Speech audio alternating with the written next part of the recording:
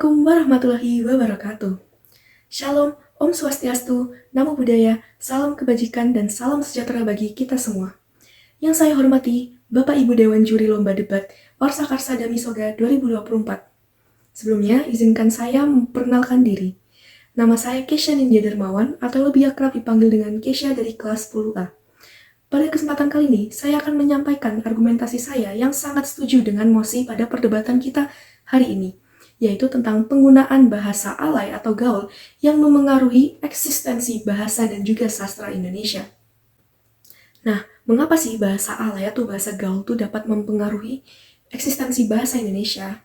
Menurut KBBI, komunikasi merupakan proses pengiriman dan penerimaan pesan atau berita antara dua individu atau lebih sehingga pesan tersebut dapat dipahami.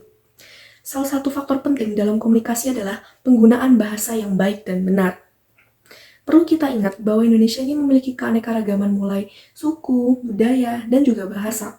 Maka dari itu, pada tanggal 28 Oktober tahun 1928, atau tepat pada saat Sumpah Pemuda diikrarkan, seluruh pemuda Indonesia bersepakat untuk menjadikan bahasa Indonesia sebagai bahasa pemersatu bangsa.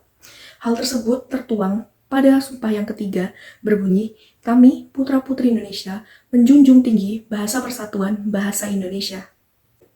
Seperti yang sama-sama kita ketahui, saat ini bahasa gaul telah menjadi bahasa yang lazim digunakan sehari-hari. Hal ini bisa terjadi karena adanya pengaruh buruk dari globalisasi, sosial media, ataupun hanya sekedar ingin diakui gaul oleh komunitas atau lingkungannya. Saya berpendapat bahwa bahasa gaul perlu digunakan dengan bijak, sesuai waktu, tempat, dan juga dengan siapa kita berkomunikasi. Bahasa merupakan cerminan dari budaya suatu bangsa. Penggunaan bahasa alay atau gaul yang semakin meluas menunjukkan adanya pergeseran nilai dan norma dalam masyarakat. Seperti seorang anak yang cenderung lebih sering menggunakan kata gue daripada kata saya, yang tentunya kurang sopan apabila ditujukan untuk lawan bicara yang lebih tua. Bahasa alay atau gaul juga seringkali mengabaikan kaidah bahasa baku dan ejaan yang benar. Penggunaan kata-kata yang sering disingkat, diubah, atau bahkan diciptakan sendiri secara berlebihan. Hal ini dapat mengikis penggunaan bahasa Indonesia yang baik dan benar. Contohnya seperti kata gaje, yang artinya adalah gak jelas, atau lebih tepatnya lagi adalah tidak jelas. Hal ini berpotensi menurunkan kualitas komunikasi dan kemampuan masyarakat dalam berbahasa, serta juga dapat menimbulkan kesalahpahaman.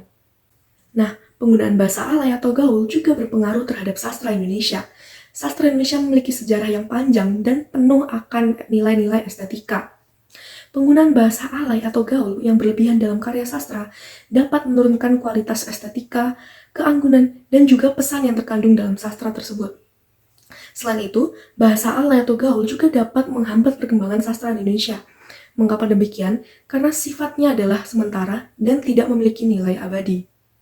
Berdasarkan argumentasi yang telah saya sampaikan, dapat disimpulkan bahwa penggunaan bahasa alay atau gaul memang memiliki dampak yang signifikan terhadap eksistensi bahasa dan sastra di Indonesia.